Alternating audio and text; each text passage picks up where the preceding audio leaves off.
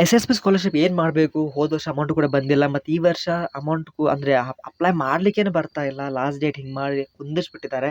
So ಏನು ಮಾಡಬೇಕು sir ಅಂತ ಭಾಳ ಜನ ಕಮೆಂಟಲ್ಲಿ ಕೇಳ್ತಾ ಇದ್ರು.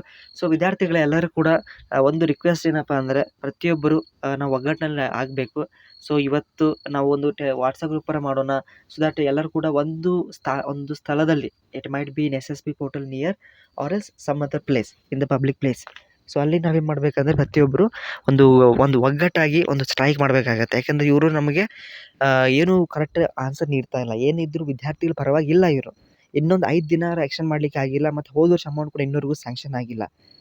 ನೀನು ಬರುತ್ತೆ ಅಂಡರ್ ಪ್ರೊಸೆಸ್ ಅಂತ ಹೇಳಿದ್ದಾರೆ, ಅದು ಕೂಡ ಬಂದಿಲ್ಲ. ಸೊ ಸ್ಟೇಟ್ ಬಿಲ್ಸ್ ಏನೋ ನಿಮಗೆ ಸ್ಟೇಟಿಗೆ ಒಂದು ಬಿಲ್ಸನ್ನು ಕಳಿಸಿದಾರಂತೆ. ಸೊ ಸ್ಯಾಂಕ್ಷನ್ ಯಾವಾಗ ಆಗುತ್ತೋ ಗೊತ್ತಿಲ್ಲ. ಇಷ್ಟು ಡಿಲೇ ಯಾಕೆ ಮಾಡ್ತಾರೆ?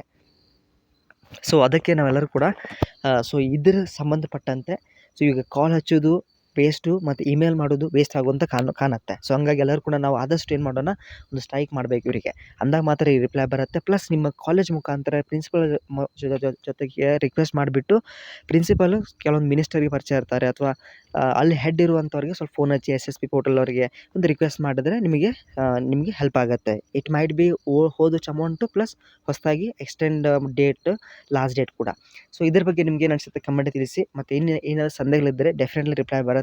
ಈಗ ಭಾಳ ಜನಕ್ಕೆ ರಿಪ್ಲೈ ಮಾಡಿಲ್ಲ ಅಂದರೆ ಸರ್ ರಿಪ್ಲೈ ಮಾಡಿ ಅಂತ ಕಮೆಂಟ್ ಕೇಳಿ ಈಗ ಭಾಳಷ್ಟು ವಿದ್ಯಾರ್ಥಿಗಳು ಕಮೆಂಟ್ ಮಾಡ್ತಾರೆ. ಹಾಗಾಗಿ ವಿಡಿಯೋ ಲೈಕ್ ಮಾಡಿ, ಫ್ರೆಂಡ್ಸ್ಗಳು ಶೇರ್ ಮಾಡಿ. Thank you.